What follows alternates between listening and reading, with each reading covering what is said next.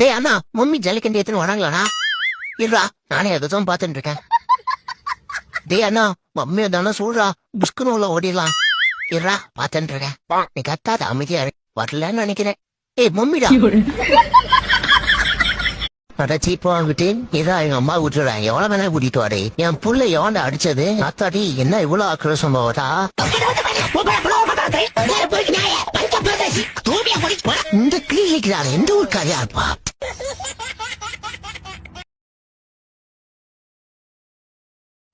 பண்ணடி பண்ண என்ன பண்ணணுமோ பொண்ணு உன் நேரம் நீங்க நல்லா இருக்குடி.